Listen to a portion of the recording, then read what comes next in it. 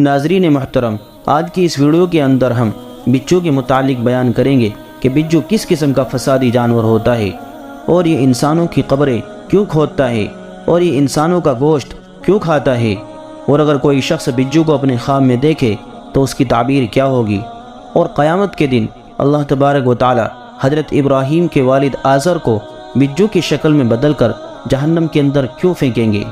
ناظرین گرامی، بچو ایک ایسا فسادی جانور ہوتا ہے جو کہ انسان کے گوشت کا بے حد شوقین ہوتا ہے، اور انسانوں کی قبروں کو کھودنا اس کا خاص مشغلہ ہوتا ہے، اور پھر یہ قبروں کو کھود کر انسان کے گوشت کو کھا جاتا ہے۔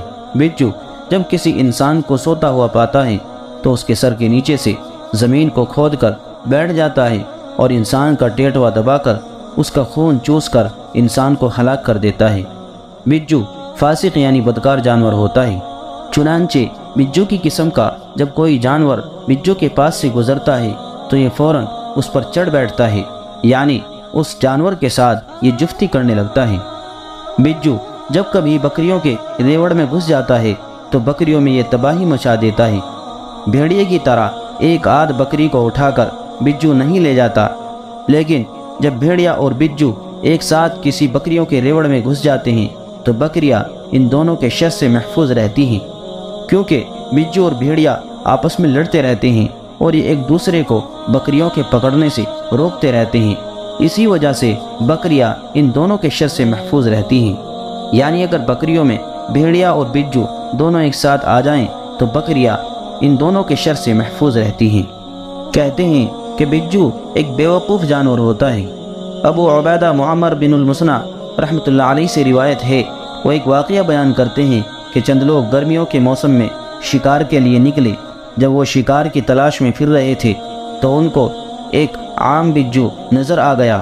شکاریوں نے اس بچو کا پیچھا کیا، مگر شکاری دوڑتے دوڑتے تھک گئے اور وہ بچو ان کے ہاتھ نہ آیا۔ چنانچہ آخر میں شکاری اس بچو کو بھگاتے بھگاتے ایک اعرابی کے خیمے کے پاس لے گئے۔ بچو دوڑ کر اس کے گھر کے اندر گھس گیا۔ اس کو دیکھ کر اعرابی گھر سے باہر نکلا اور شکاریوں سے پوچھا، کیا بات ہے؟ شکاریوں نے جواب دیا کہ ہمارا ایک شکار ہے جس کا ہم پیچھا کرتے کرتے یہاں تک آئے ہیں اور وہ آپ کے گھر کے اندر گھس گیا ہے، ہم اس کو پکڑنا چاہتے ہیں۔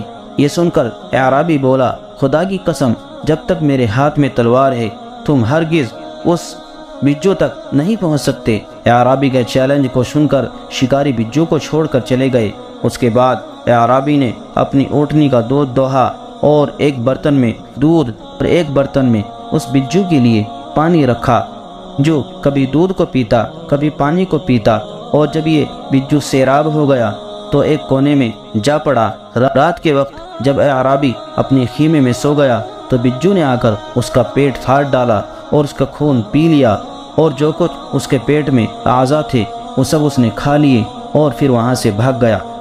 صبح کو جب اس کا چچا زاد بھائی آیا تو اعرابی کو اس حال میں دیکھ کر اس جگہ پہنچا جہاں دودھ پی کر بچو بیٹھ گیا تھا۔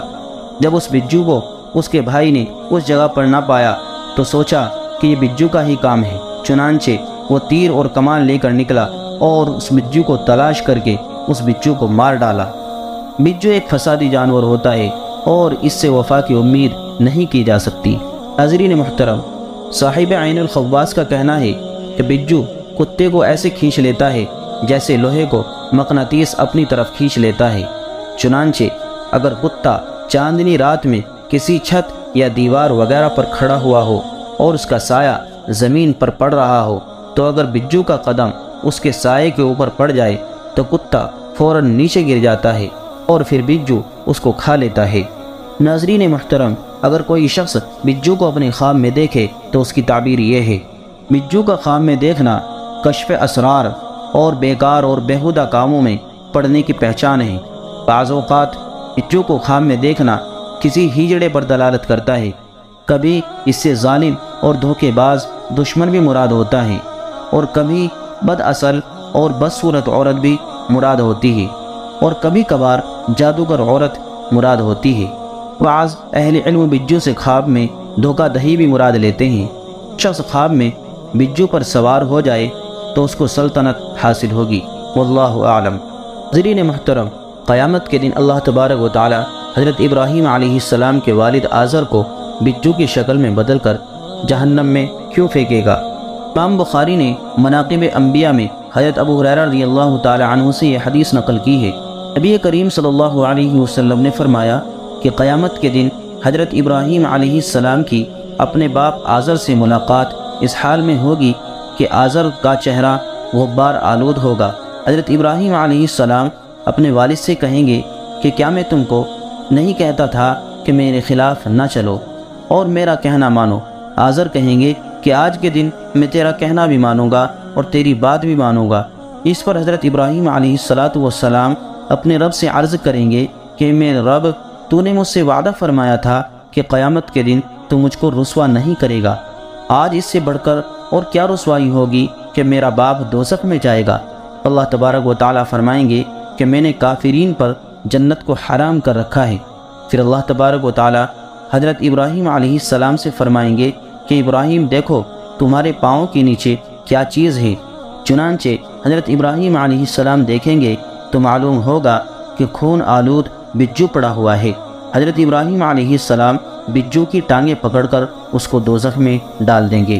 قیامت کے دن آزر کو بجو کی صورت میں مسخ کرنے کی حکمت ابن الاثر نے یہ بیان کی ہے کہ بجو سب سے زیادہ بیوقوف جانور ہوتا ہے، اور اس کی بیوقوفی کا ثبوت یہ ہے کہ جس کام میں بیداری اور احتیاط کا مظاہرہ ہونا چاہیے اس میں یہ غفلت اور لاپرواہی اور سستی سے کام لیتا ہے۔